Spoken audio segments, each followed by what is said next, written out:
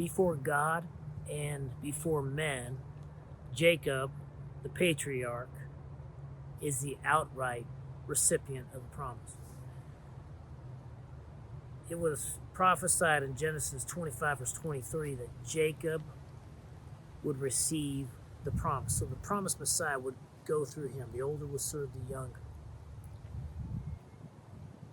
Esau also even sold his birthright because he was hungry. He came in from a hunt and he basically threw away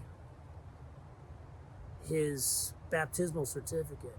He denied the importance of the eternal promise for his flesh.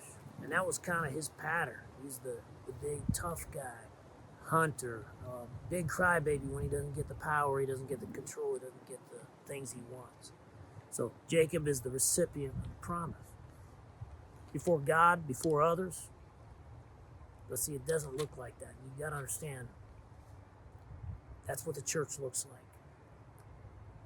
And we're all a little surprised when we're hit with the cross. Jacob has to flee his brother Esau. Esau wants to kill him.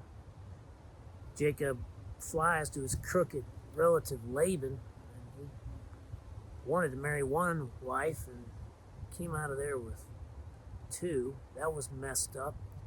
Talk about the suffering and the dysfunction and the weirdness of all that. And now it's time for him in Genesis 32 to face his brother. He has to, as best as possible, reconcile. The scriptures say we should strive like gladiators to make peace with others as far as it depends on us.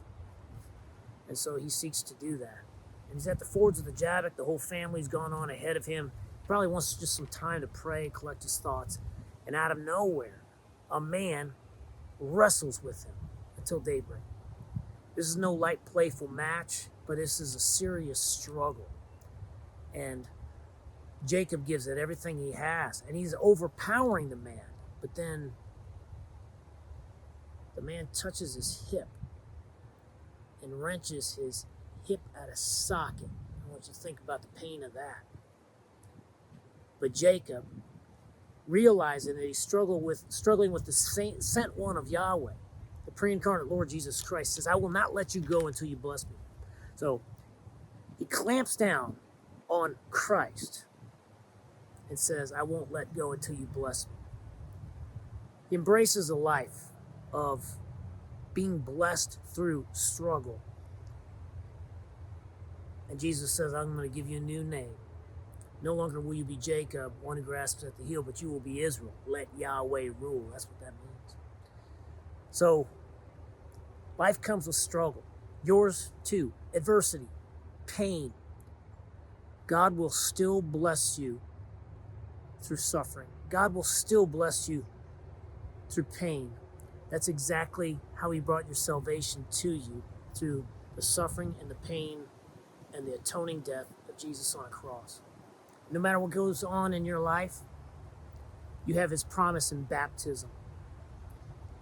Hold on to God where he's holding on to you through that promise. You are his child, you're his beloved one. He will not leave or forsake you.